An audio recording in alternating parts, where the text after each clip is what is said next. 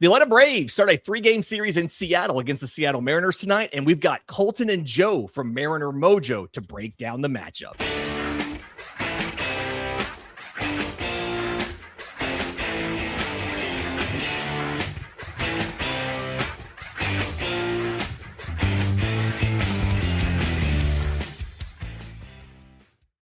Yes, welcome on in to Braves Today, a production of the Believe Podcast Network, presented to you by FanDuel. I'm your host, Lindsey Crosby, author of BravesToday.com, a daily newsletter about the Atlanta Braves, and excited to be joined by fellow Believe Podcast Network show Mariner Mojo. We've got Colton Swanson and Joe Lacey here to break down the matchup starting tonight between the Atlanta Braves and the Seattle Mariners in T-Mobile Park.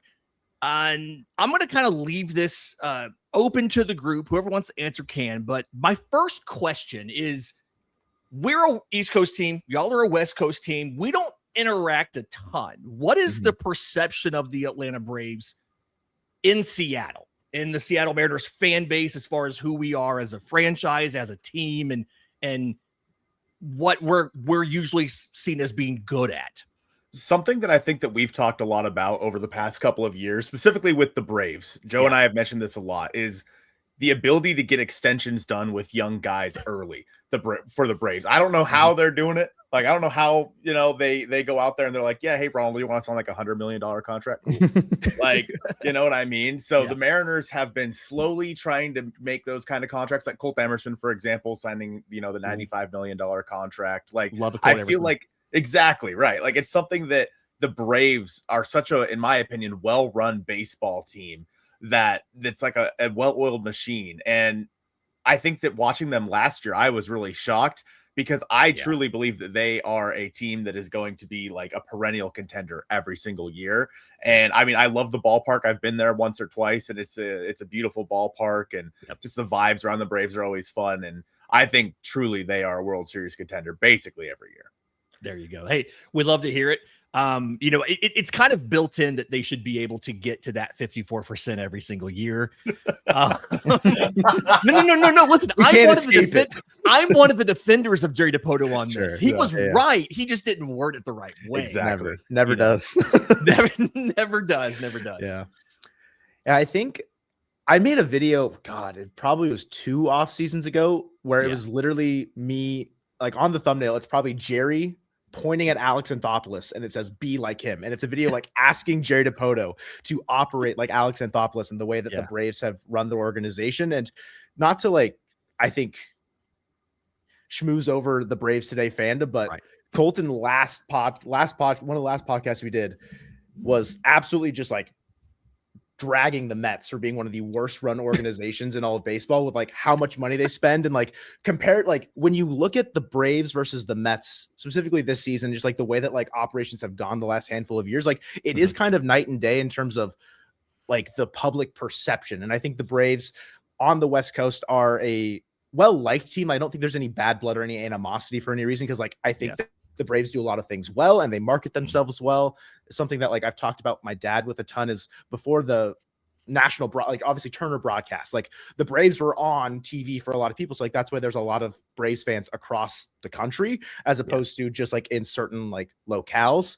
I will say very recent Mariners history with the Braves, I think there's a lot of thanks to give to the Braves team, because last year the Braves series against the Mariners in Atlanta started a 17-5 stretch for the Mariners to finish out the 2025 season, which pushed them to win the first AL West division title since 2001. So I don't know if the recency bias is going to help any, if there's any animosity, if there would be any, but thank you to the Braves team last year specifically, I guess, for that kickstarting a 17-5 stretch for the Mariners for the playoff push. Hey, I mean, we can cash that check starting tonight, in T-Mobile Park. Would it it might be a little bit surprising, but I think the flip side of this is we almost kind of envy Seattle a little bit. And by that, what I mean is this organization's built on pitching, right? Like from 2019 through 2025, the Braves spent a larger percentage of their draft bonus pool on pitching than any other team in baseball. Like just pumping out pitching prospects. And you guys have a rotation that is like entirely drafted and developed pitchers, a Logan Gilbert, a George Kirby, a Brian Wu, an Emerson Hancock. I mean, that's not it. Bryce Miller, who's on the IL right now. You supplemented with one trade in Luis Castillo, but you built this in your farm system, and then your bullpen has been, some pretty smart trades, and then guys that you've just kind of like grabbed off the scrap heap and built two really good relievers. And Atlanta's a team that feels like we're always perennially looking for some sort of rotation reinforcement, but we're not always willing to spend the market rate to get it. Sometimes we hit on a trade, like the Chris Sale deal was probably the fleece of the century. Yeah. But like, we have one of the most expensive bullpens in baseball because we don't have that innate ability to build the relievers like you guys have done and all of that. So it's definitely a mutual admiration society walking into this series. And I think that's going to make it even more fun to kind of match up these two teams. Before we get into like the actual series, I'm curious about your guys' thoughts on how the season's gone so far. And I know the current series isn't over yet, but just what you guys think about the start that the Mariners had, and does it look like this is going to end up being a playoff team when it's all said and done? Yeah, I mean, you think about the Mariners, right? They're the only team in baseball that's never been to a World Series. Oh. They were, 8 outs away last year from going to their first World Series, and then, you get that close and you blow it. Yeah. And then they re-signed Josh Naylor this offseason. They went and got Brendan Donovan, etc. The expectations for this ball club have never been higher. And I think that is why so many people throughout the first couple of weeks of the season really struggled with how poorly the Mariners were playing. It was a bad start, especially on the road for the Mariners this season. And don't get me wrong, you had some tough series. You start the year with Cleveland, and then you play New York. I mean, you go on the road, you face the Angels. That's probably a team that you should be beaten up on, but unfortunately you didn't. I do think that the Mariners were playing a lot better baseball than what was on, what was showing up in the box score. But at the same time, the first 4 guys in your, or I guess after Brendan Donovan, so the 2, 3, 4 guys in your order were doing absolutely nothing. And in my opinion, that was unsustainable. Like, obviously, like Julio Rodriguez isn't going to be like an 80 WRC plus guy the rest of the year. It just wasn't going to happen. Like, Josh Naylor wasn't going to have like a 5 WRC plus, the entire season. It just wasn't sustainable. So I think that as we've gone along here a little bit, and as those guys have started to right the ship, while still getting contributions from guys like Cole Young, Dominic Canzone, Luke Raley. MVP candidate Cole Young. As he should be. As he should be. I think that has really kind of swayed people back into believing in this team, because there was a while there, again, we do post-game streams. Yep. And there was a while there where there was nothing positive being said about this ball club. And it was just the sky is falling, the world is ending with the Seattle Mariners, which we're kind of used to. That's kind of the way our fan base, like the Mariners fan base as a whole, has always been. And I mean, we're the same way. So it was an interesting, tumultuous start. And I feel like there's been some really interesting parallels between these two clubs early, as far as like an outfield star who was maybe a little slow to get going. I'd argue Julio Rodriguez has gotten going more than Ronald Acuna Jr. has, but just position players who really great home run guys took a while to kind of get on the board. Cal Raleigh's the guy, obviously for you, took him a while to kind of get going on the home runs this season. Austin Riley on our side still hasn't really done that. Little bit of instability with the rotation. I'm thinking about like Luis Castillo over there versus, over here. And I think the difference in these two teams kind of ends up being Atlanta also got those contributions from the bottom, guys, the Mauricio Dubons and things like that, but they just played an easier schedule. Like it wasn't as difficult for them when they got to face, Miami. They opened with the Royals. I know that as the time of recording, you guys are facing the Royals right now. A little bit easier schedule for Atlanta. And so that's probably one of the main differences here. I did want to ask, though, specifically, thinking about this matchup coming up, the Braves have seemed to play a lot of close games recently. And so the bullpen's come into a lot of focus. I've always been just in awe of Andres Munoz and how good he is, and the contract that he signed to your point on Alex Anthopoulos and his deal. The contract that Munoz has been signed to is a really good deal. He's really kind of struggling to open the year. I think his ERA is like 6 after 12 innings or so as a time of recording. with him struggling with Matt Brash on the IL right now, does Seattle have the high leverage arms to close out a win if it gets late in one of these 3 games and Atlanta's been really good in the late innings? So I think the better question, not that it's a bad question, is will Dan Wilson use the leverage arms in the manner in which he's supposed to? Okay. That the managerial I touched a nerve here. I love this. A little great bit. Content. A little bit. Yes. Love this.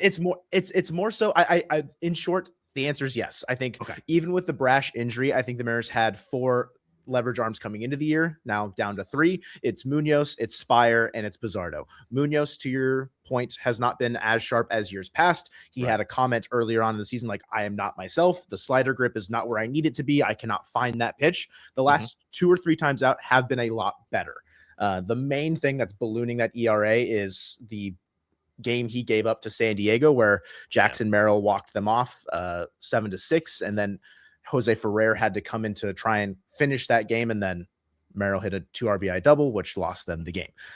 So like that's been the main thing that I think that will kind of make Munoz's stats look worse than they are. Don't get me wrong, he has still been very shaky to start the year. He's been inconsistent, and the command has not always been there, but he's such a good pitcher, like you're saying, that even with that, he is still able to get out of some really tough situations. I mean, there was a time last year where they're playing the Athletics where I think he had the bases loaded, no outs, and he didn't give up any runs. And there were some shenanigans that happened to allow the bases to be loaded at that point. But he got out of that jam. Like, he has the ability to work in those high pressure situations. It's just like you're saying, it doesn't look as pretty right now. And without Matt Brash, there's a lot more pressure put on to specifically Gabe Spire and Edward Bizardo. They need to be that swing man in either the 7th or the 8th inning to go through that toughest part of the lineup when it inevitably comes up. And right now, more so Spire than Bizardo has not looked as sharp. I think Bizardo early on in the season, it was looking a little dicey, and he's kind of settled back in since then. It really is going to come down to bigger contributions, people stepping up in different roles, kind of just elevating themselves in leverage situations. Jose Ferrer, you saw him a lot since he was a national last year, has it's really a coin flip for him at this point, whether or not the BABIP gods are going to punish him or they're going to spare him on the day. And sometimes even when they punish him, he manages to get out of it. And other times, like last night, he didn't get out of it, where Lane Thomas gave the Royals a lead late in that game. That inning absolutely would have gone to Matt Brash had he been available. It's just he is on the injured list. So as far as what the Braves will do to the Mariners bullpen and vice versa, like the Mariners have scored late on a lot of teams this season. It's just the bullpens they've been facing are not a top 3 bullpen in all of baseball, like the Braves are. Whereas like it's been the Twins, it's the Cardinals, it's the Royals, where those 3 bullpens are all collectively in the bottom, like at least bottom 3rd, if not almost like bottom 5. Whereas you're looking at the Braves with Robert Suarez, who's been exceptional to start the year. I mean, Dylan Lee, I think Kinley's been great for you guys. I think Reynaldo Lopez is in the bullpen for you guys now too. And whether or not I don't know how much we'll see him out of the pen, if it's more of like a long relief thing, like what we don't either. If that okay, we also don't know. Walt Weiss has not committed to it yet, right? No. Yeah, there's a lot of question marks, I think, around the Mariners bullpen, but there's not a right answer because, quite frankly, the Braves are just that good of a baseball team that like I don't think I can give a concrete answer. Hey, I will absolutely take the compliment. Yeah. Brave Today listeners love to hear that. Like they're analytical thinkers. They know ball, but like we're not afraid of flattery.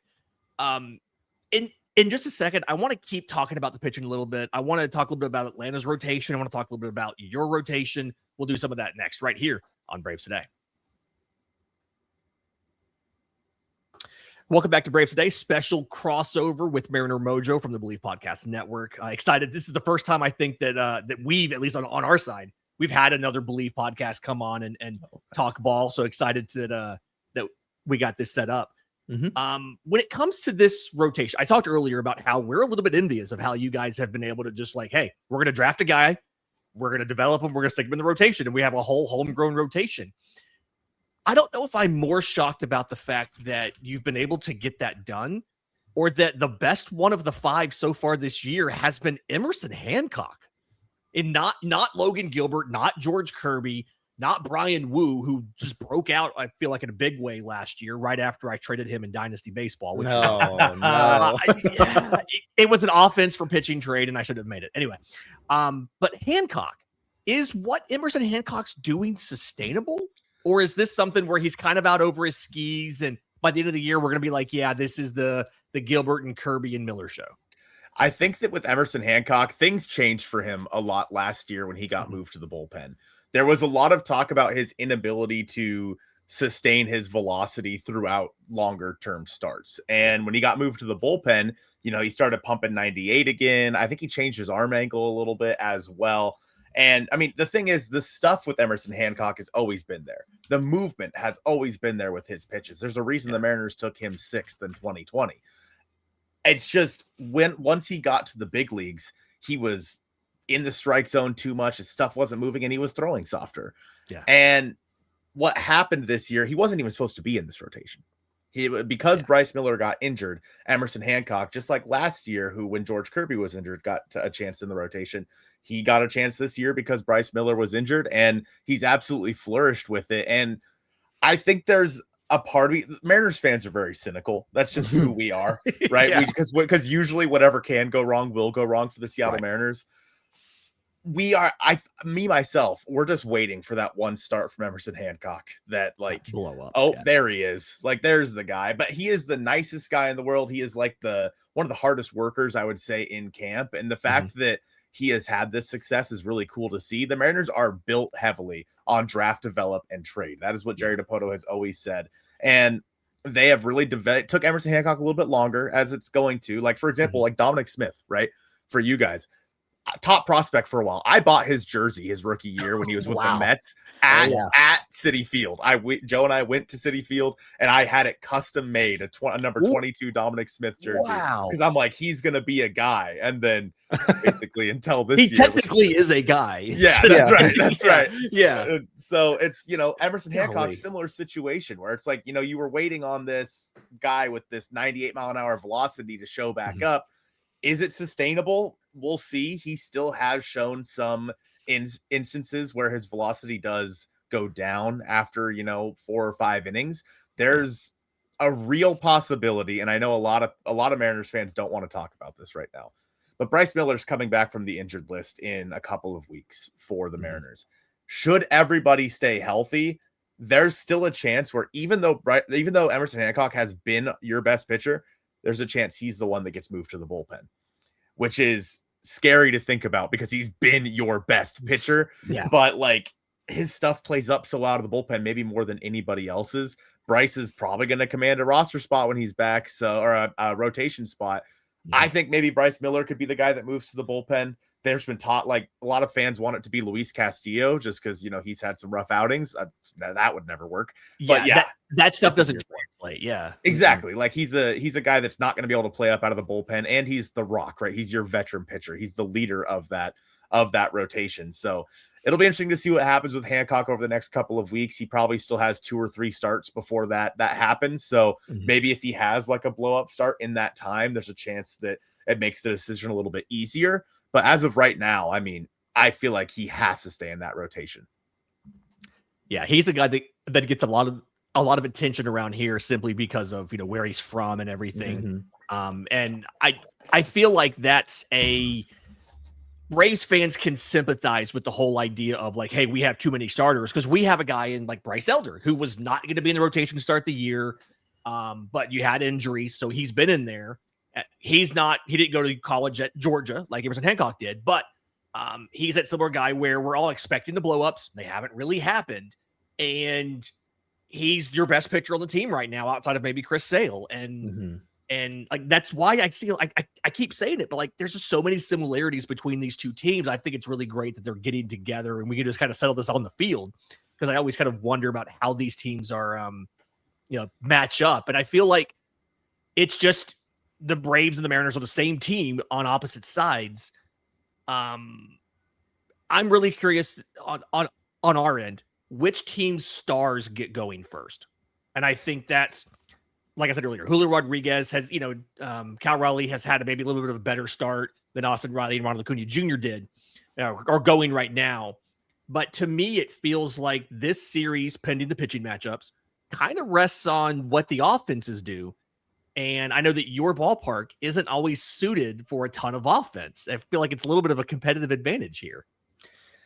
The Mariners, for whatever reason, last year, this year, like, there's always an advantage when they play at home, but the offense actually has been much better at home than I think a lot of people would expect, given the nature of what run suppressing park factor on Baseball Savant would tell you. Yeah. And specifically this year, it's I think a lot to do with the fact that the Mariners have been so poor on the road, or at least up until their 5-1 road trip most recently. They have the worst road WRC plus in all of baseball. Whereas they have the second best home WRC plus in all of baseball. Okay.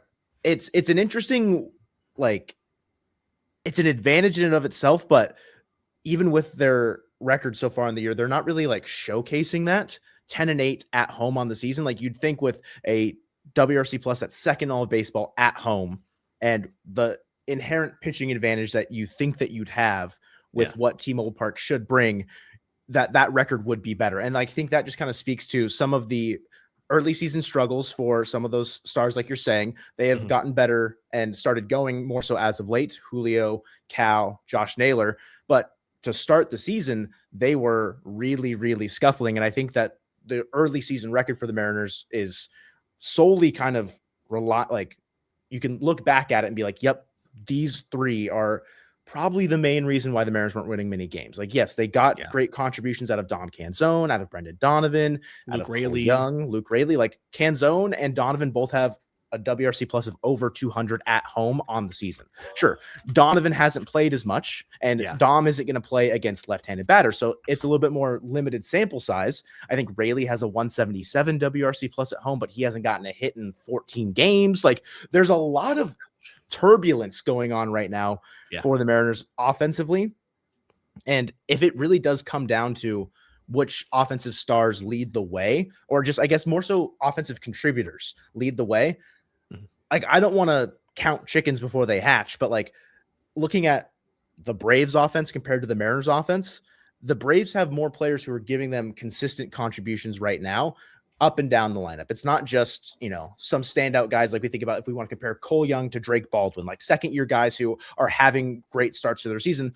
Baldwin has the edge there, but there's no discredit to Cole Young in that respect either. You look at, if you want to take a look at Matt Olson to Randy Arozarena, probably the two best offensive players for each team to start the year that are consistently in the mix every single season. Matt Olson, the staple of consistency. Randy Arozarena, I don't know if I'd call him a staple of consistency, but he's been the most consistent left fielder for the Mariners pretty much in their entire franchise history, which is crazy to say that it's 2 seasons, and he's probably going to go down as the best Mariners left fielder because that's how void of talent that position has been largely for the franchise. But I'd give the edge to Matt Olson over Randy Arozarena in that respect. So it's I think I am more so leaning, not to counter you here, but I think it's more so going to lean on the pitching, because if the Mariners get quality pitching, which night in and night out has not always been the case from some of their best guys,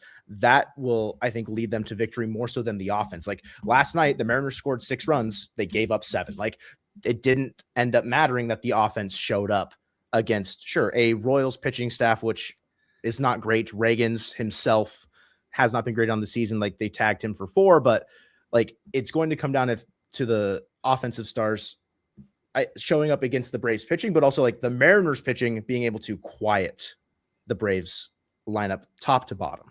Last night was an Apple TV game, Joe. All right. The balls were juiced. Okay. We all know it. We all know how they do. The balls were juiced and nobody watched it because it was on Apple TV Plus. That's exactly right. It was on Apple TV. The one thing I will say about Apple TV is you can turn on your own home team's radio call and it syncs. That's a pretty cool feature, but you can do that on MLB.TV too. So that's kind of a wash.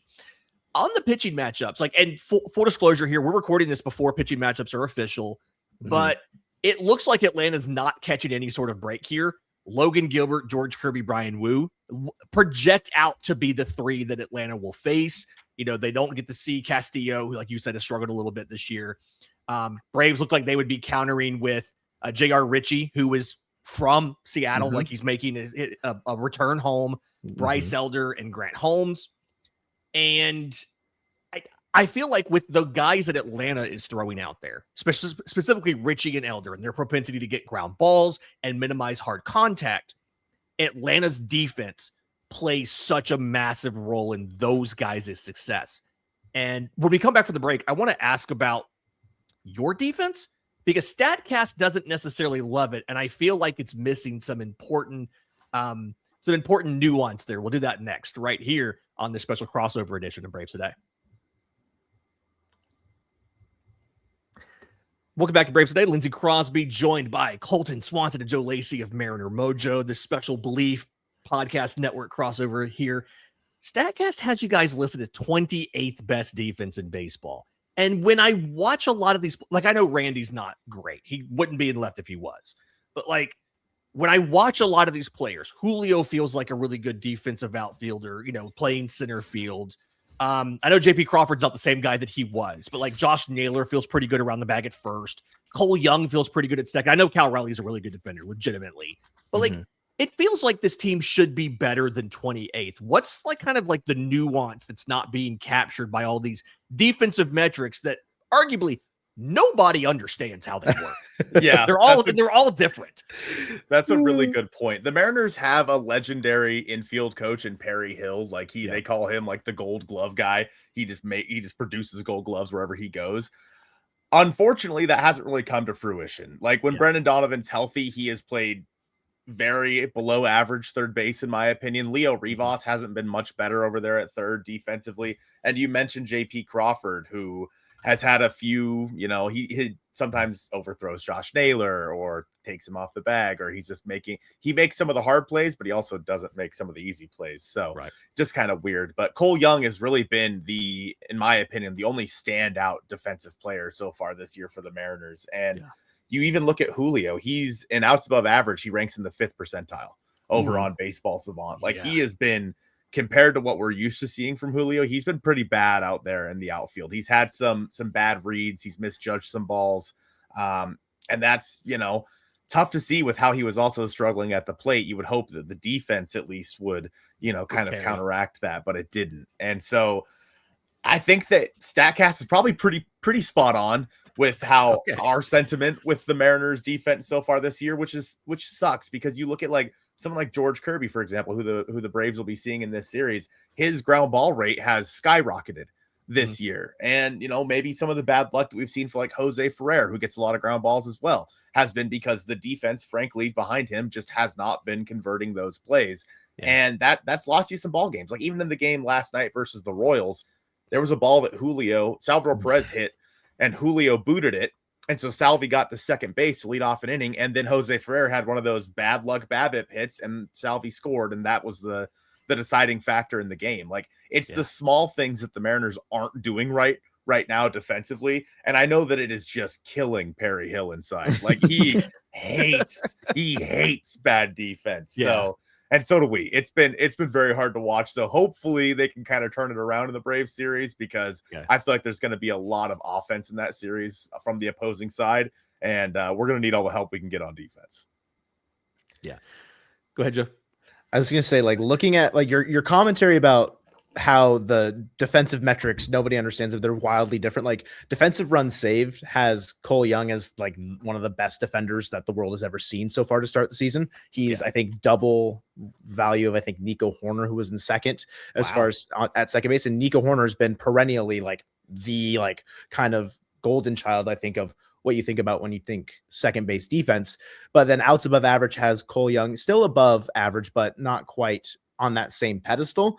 And I'm going to echo Colton's sentiment. I think that StatCast is probably more accurate than defensive runs saved as far as where the Mariners stand defensively. That entire left side, Randy, JP, and then Leo, or if it's Brendan Donovan, good luck fielding a ball cleanly. Like they may as well just have their like shoelaces tied or something, because ground balls are getting through that shouldn't. Like they're booting balls that again, should be fielded cleanly. Like Randy, again, makes some plays, but he also makes easy plays look hard. Yeah. Luke Rayleigh out in right field, for all things considered, a great athlete. He's not a great defender. Like, he's fast, but he's going to he just looks unorthodox, anything that he does. But I think that kind of lends to maybe if outs above average is looking at a guy fielding things cleanly, Luke Rayleigh doesn't do that. He's just doesn't unorthodox anyways. And so like you're really looking at second base, catcher, and then Julio will grade out better defensively by season's end. I don't expect him to stay in the negatives as far as outs above average are concerned. If he does, that could be alarming for seasons to come if that doesn't rectify itself. But you have okay defense up the middle. It's just the outskirts are where things get a little weird. And you mentioned Josh Naylor. I think, again, great. Like, he's got a great mind for baseball. Defensively, I think he's good. It's just the marker for a great defensive first baseman versus like a good defensive first baseman. I don't know how big of a leap there is there.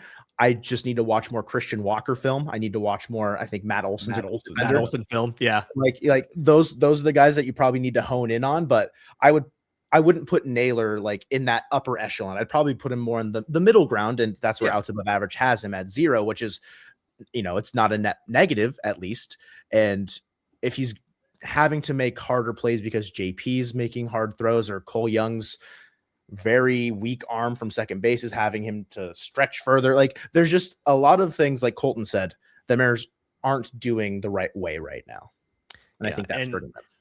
I think when you think about your comments on the left side of the infield and how much they struggle, and I do think that plays into your first base defense because you're asking so much of your first baseman. And Braves fans also may be a little bit spoiled here because Matt Olson won the Gold Glove last year. I wrote a whole newsletter last year about how like he was generationally great at certain aspects of first base defense, and he was on pace to set a DRS record. Wow. He came in just short of Albert Pujols and the record that exists, but he was on a great pace there.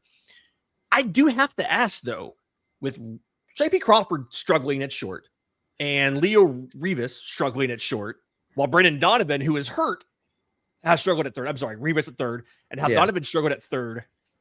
Why not call up Colt Emerson? Why not just give he's already signed the contract. Just give Colt Emerson the job at third or at short and just do that. Why not? That's been a pretty popular sentiment, I think, throughout. Not just me. Not just you. A lot of the folks in the streams have been saying that one of the big reasons why I think they're not calling up Colt Emerson, his strikeout rate has jumped a little bit in AAA, and honestly, he wasn't really hitting that well at AAA, which is alarming because AAA Tacoma is usually like a hitter's haven. The Mariners don't send their starting pitching prospects to AAA for a reason. They don't send them there because it's going to kill their confidence if they perform poorly. Oh, he's at 236 in Tacoma. Wow. Yeah, and he's been better recently. He's been a lot better recently than he has been in the start of the season. So, it's a situation where if he's struggling at AAA Tacoma, what can you really expect him to do at the big leagues offensively? He would immediately be an upgrade defensively. Immediately. You go on Mariners Minors on Twitter, and it's every single time you see his name, it's him making a spectacular diving play or a play that nobody has any right getting to. He would immediately be an upgrade on the defensive side. On the offensive side, you don't want to rush him. The Mariners have had a propensity, I'd say, of rushing some of their prospects in the past and having them turn out, not as you expect them to. I mean, you think about guys in years past like Jared Kelenic, right? He was performing, tough one. Braves legend Jared Kelenic. Yes. Yeah. Personal friend of this show. We've not talked crap about him or anything on this show. I can tell you that much. Yeah. No, I mean, he was one of those guys where we thought he was going to be the savior. Yeah. Truly, we did. He was rated higher than Julio. He was supposed to be the guy. And just unfortunately, I think he got kind of in his own way, and that's going to happen. You know what I mean? And, once he started to feel that failure, it kind of snowballed on him in the big leagues. So with Colt now starting to see some failure down at AAA Tacoma, if he can find his way out of that, that's going to give him the confidence when he gets to the big leagues, because you're going to experience failure. Baseball's a game of failure, and at the big leagues, even at the highest level, guys are going to struggle. That's going to happen to him in the big leagues. And if he can get it ironed out in AAA Tacoma where there's not as much pressure, I think that's going to be better for him long term. And the Mariners, sign him to that long-term deal. He is the shortstop of the future. He will be the starting shortstop next year, more than likely. It's just going to be better for the team long term. Yeah, that makes sense as far as you'd love to have him, but you give him time to get right before you bring him up. FanDuel's a sponsor of both of our shows. And so I want to kind of get your thoughts, and I'm going to give my thoughts as well here. Who is, we both have multiple guys on the MVP boards.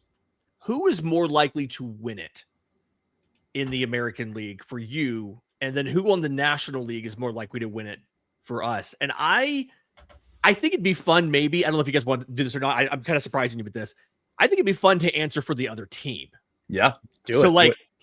I want to kind of give Cal Raleigh, Julio Rodriguez, who would be more likely to win MVP, our thoughts. And my thought, honestly, is probably Julio, simply because we saw Cal Raleigh do the thing and not win it over Aaron Judge.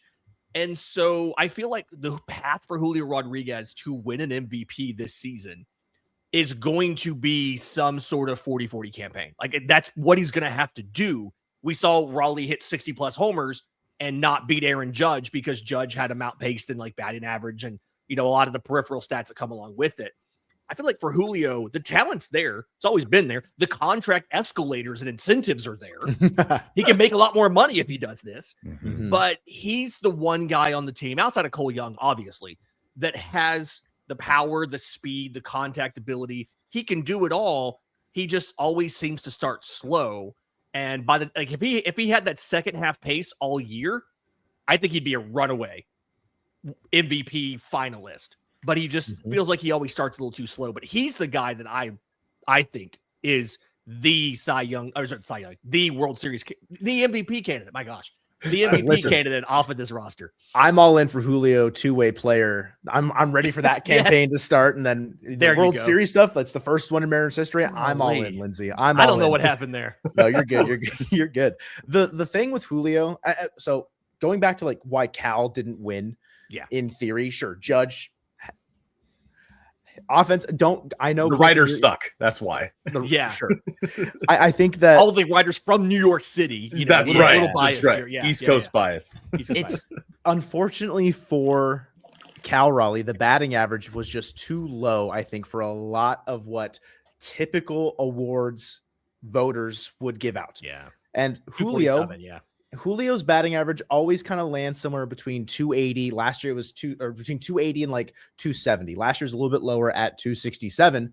But even with that slow start, thinking about how he hits maybe 220, 230, 240 to start the season, he still ends up in that area where if an MVP winner hit 275, I don't think that would be all that surprising if the counting stats and if he's playing great defense and you're saying he has that accolade of the 40-40, he taps into that. That's something that I think would lend Julio, and I think you kind of hit the nail on the head as far as which player has the easier avenue to win. And Julio, so far to start the season, is already hitting 260. It's just the slugging is 70 points lower than where you want it to be by season's end, or at least where it was last year. The slugging obviously has to jump into the 5s if you ever want to be considered an MVP candidate of some sort, and even into the 6s if you want to enter where Cal was last year. And then if you want to hit into Judge territory, you got to hit into the 7s, I guess. But Julio himself, 262 on the year so far. If he can jump that average 30, 40 points to where we expect it to be by season's end, like you're saying, that second half surge could put his average the closest it's ever been to 300. And the slug always does come along by season's end. If there's just that extra, that little bit more than what we've seen in years past, Julio for the MVP definitely feels like the one that would be the favorite, plus 4,000 right now for the Mariners over on the board, over on FanDuel. Colton, do we get two opinions or one? Do we have to come to agreement here for who the Braves MVP would be? This is our shows. Who cares? We're the bosses. You can do two. Go for two. I will say Julio's second half for his career, he's a 297 hitter. So to the point of that surge, he doesn't have to go that much farther in the first half for that second half surge to get him where you want it. And so, like, that's kind of why I went with it. It's in the realm of possibility. Oh, yeah. It's not like it requires something wild. It just requires him to not start off as slow as he sometimes does. But either way, I mean, it makes perfect sense to me because the all-around game. And like you said, even the defense, he's going to have the defensive highlights. And we know how these voters work. Those moments stick with them, whether or not they should. Those moments stick with those BBWAA voters who have the East Coast bias. Yes. Unless it's Aaron Judge, then they don't look at defense because he's a DH, right? He's a DH, so he doesn't play. He doesn't play. He shouldn't have been in center field. He's really a right fielder, not a center fielder. Right. We're gonna discount him there. Yeah, I am not above pandering to the Mariner. Listen, I think we've pandered pretty well to the Braves audience today. You have. Yes. We're all schmoozing around the entire fandoms right now. That's what we're here for. On the Brave side of things, I mean, I've always been a huge Ronald Acuna Jr. fan. Yeah. That guy, like, I mean, he is, you look at him and Julio, in my opinion, very similar superstars, right? A lot of power, a lot of speed. I am going to give it to Ronald. He's at plus 1,700 right now. I think that if he can stay healthy, of course, obviously he's dealt with the knee in the past and whatnot. I don't think he's going to hit, 40 home runs and steal 73 bags again. Like, that's not going to happen more than likely. But if he can find a way to put himself in like a 30-30 club, 40-40, like, I truly do think that that's something that Ronald can do almost not year in and year out, but come pretty close to those numbers. He's going to find himself in the MVP conversation more often than not. And when you're hitting in the top half of an order that looks like the Braves does, you're going to be driving in a lot of runs. You're going to be scoring a lot of runs. The counting stats for him are going to be there at the end of the year. As of right now, 108 OPS plus on the year, slow start, like you mentioned, similar to Julio. And it's like, if he can come out of it as the months start to get a little bit warmer and as, he gets his feet back under him a little bit, I truly do think he's going to take off in the next couple of months. Maybe after this series would be great. If he could wait, that'd be really cool. If you can wait till Friday in LA, that would be great for Colton. That'd be awesome. Ronald, just take it easy in Seattle. Maybe have a bunch of coffee while you're here and just wait until Friday. Yeah. Get energized for the following series. Colton, the answer was always Matt Olson. Plus 2,000. I love those odds for him right now specifically. He is posting the best OPS plus or WRC plus, whichever one you fancy, of his career to start the season. Sure, it's only, we're only the first month of the season done, but we know Matt Olson's going to play 162. Like, that's something that you can pencil in every single year. You can pencil in 162. You can pencil in Gold Glove defense. And in a season where his OPS plus is at 179, he's leading the National League in RBI. He might be leading all of baseball in RBI. It might just be the National League though. Leading the league in doubles. If he has a similar season to 2023, where he went 54 homers, 139 RBI, a 604 slug, a 165 OPS plus, that got him MVP 4. That right now, he is better than that season. I would take Matt Olson as the Braves player I think most likely to win the MVP. Similar, situation to, I think, a lot of the people looking around, who's the favorite between the American League and the National League. Unfortunately, there are two unicorns in each league that will make the voting a very difficult. It'll make it a hard race to win when you look at the Mariners having to go up against Judge. And I think the Braves have an even tougher chance when you look at Shohei Ohtani at the top of that list. But my pick, absolutely, if Matt Olson sustains this, and I think he is a player that can sustain this level of start, if he finishes the year with an OPS plus of north of 175 and this Braves offense continues to hum the way it does, I wouldn't be surprised if he touches 140 RBI this season. And counting stats galore. The voters love it. What if I told you we're both wrong and it's Dominic Smith? It was always Dominic Smith. Listen, me and all my friends love some big Dom Smith moments. That's the thing. It's Dom Smith and Cole Young, and we just didn't realize it when we recorded this. That's right. They were right. I will say that for Olson, I think just being there every day, like, that is a big deal for him, and playing every single day. It's also great in fantasy if you have it in fantasy. Yeah. That is absolutely fantastic. But the big thing for me, he's taken the change in hitting coaches, and we have a connection here on this, taking the change in hitting coaches so well, going to Tim Hires, because he's the type of guy that has the natural power.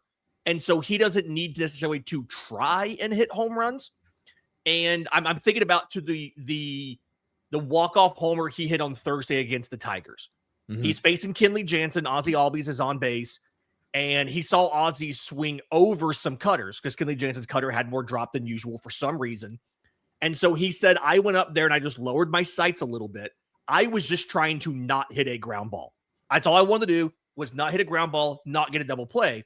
His strength is so just naturally talented that he put that ball in the bullpen. Mm-hmm. And like, that's kind of, he's the type of guy where that works really well.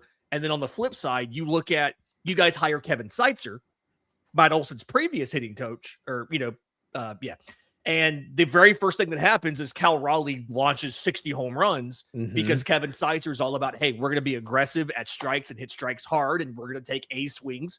And I feel like the change has kind of worked off for both of these teams' best power hitters as far as the way that their approach works and how to get the most out of their natural talents. And so it's the rare win-win trade that we made here. A lot of people might not think, that was possible after the Kowar, Marco Gonzalez, Jared Kelenic trade from the 2023 offseason. Neither team got anything out of that. Like that's a lose-lose from a lose-lose to a win-win. Like such great character progression for the Mariners and Braves relationship there. The lore of our relationship has gotten much better. Yes. Final thoughts here before we get out of here. I know we've kind of gone long for both of our shows. Who do we think wins this series? 3-game set starting tonight, Monday, Tuesday, Wednesday. Who do we think comes out of this with the series win? Is it Atlanta? Is it Seattle? I want our respective fan bases, please, to not be upset if we pick against our own teams here. This is something where we're trying to be impartial here. But who do we think wins this one? Because it feels to me like this is going to be decided by one game, and it's going to be some star is going to come through in the clutch and some other star is not. And so I think it's 2-1 either way. And I think that third game is very close, and it's decided by one run or it's decided by one key play. I have been to 2 games over the past few years where the Braves have been in Seattle. Yeah. One was the game where Julio Rodriguez and Eugenio Suarez went back-to-back on a Sunday off of, I believe, Kenley Jansen to walk it off after Paul Sewald had given it up in the top half of that inning. The other one was the Max Fried, throwing a complete game, two base runners allowed. And then AJ Minter comes in and Mitch Garver has his magical Mariner moment. Those are the only 2 times I have been at. Can you not go to this series, please? I'm going to go to every game now, Lindsay. Yes. You have to. So I'm going with the Mariners. I think that they do have, with the pitching staff, you have Logan, you have George Kirby, and then Brian Wu. Brian Wu is going to be mad. He's going to be really upset with himself after his last 2 starts. He's going to be have his edge in that third game. I would give it to the Mariners by a hair, because I do think that the Braves offense is much better, and I do think the Braves have a better bullpen. But I do think the difference here for the Mariners and the Braves, albeit a small one, because the Braves starting rotation has been great as well. Yeah. But I do think that when you have Logan, you have George, and then you have Brian Wu at home, the Mariners pitching staff's so good at home. I'm going to give this to the Mariners by, I say the Braves score more runs in the series, but the Mariners win the series. That's a good way to hedge, but also you're hedging probably what's going to happen. I like that. Joe? The last time the Mariners played a really good National League team, they got swept by the Padres. I think the Braves so far this season will be the best team that the Mariners have played. And both times that I would put it would be the Braves, the Yankees, and then the Padres as far as the top 3 teams that the Mariners have played so far this season. And they haven't looked out of their depths against either team, but neither series was a series win. Since the Mariner Mojo channel inception, the Mariners are 3-1 up on the Braves since 2022 in terms of series. Every series has gone 2-1. The one series the Mariners lost was in 2023, where it was in Atlanta. Every single series the Mariners have played since 2022 against the Braves in Seattle has gone 2-1. I'm going 1-2 Atlanta. I think Atlanta wins the series 2-1. I think they're gonna rewrite history here, and the team is just too good, Lindsay. Like you guys are. It is a complete team throughout. You're playing all three facets of the game exceptionally well. The Mariners. I will say this. I think there are people out there that would say that the Mariners will be lucky to not get swept this series. Yeah. Again, Mariners fans are cynical, man. Braves fans were like that going into the season because of how last year went, and just because they've been so good. I think a little bit of that's lit up. It's like Emerson Hancock. The first time the Braves stumble, fans are going to be all over them. Like, we knew it was coming. Yeah. We knew it was coming. Yeah. What would you say the difference is this year compared to last year? Because the Braves, have been 90-ish win team every single year. And then 2025 comes along. Is it just injuries? I mean, I know Spencer Strider, like he's been on the shelf way more than I think anybody would like over the past year or so. I think a lot of it is the injuries, but necessarily like with last year, it was the timing, right? They switched hitting coaches and the offense really took a while to catch up last year. And then when the offense started to catch up, the Braves started to have starters go down. And the 2025 Atlanta Braves are the only team in baseball history to have all 5 opening day starters on the 60-day IL at the same time. Yikes. Yeah. And and so, they were like, they got back above 500 after an awful 0-7 start. The offense started to come around, and then they lost, they started to lose guys. They lost AJ Smith-Shawver and then Schwellenbach and Sale, and everybody went down. And at that point, you could only have so much depth. And I think the difference this year is the offense didn't start slow because it's year 2 of that new offensive approach. And they've had injuries. They've had rotation. They have a whole rotation on the IL right now, but they've gotten really good performances from the fill-ins because every time something happens to Atlanta, Alex Anthopoulos over-indexes on depth in that particular area. They played, I think it was either 6 or 7 different catchers in 2021. And ever since then, we've always carried an extra catcher in AAA. So we've had like 3 or 4 guys at the level every year so they can have somebody to call up if something happens. Last year, losing all those starters, we came into spring training with like 9 or 10 rotation options. And you lost a couple guys. You've still made it work despite the guys that you've lost. And now you're set. You're getting Strider back. This weekend in Colorado, you're getting Hurston Waldrop back sometime soon. So I think it's just the depth has held out this time where there was no way you could have had the depth hold out last year. And the offense didn't start slow like they did last year. And that's made all the difference in the world. So I also, agreeing with Joe, have it 2-1. But I'm going to go a little bit different here. I think if Seattle wins a series, which is absolutely a possibility, I don't want to make it sound like it's not, it's going to come down to that rotation, keeping Atlanta's offense from being able to respond when Seattle's stars do their thing. Kyle Raleigh's going to get somebody might walk ahead of him. He gets a 2-run home run or a 3-run home run.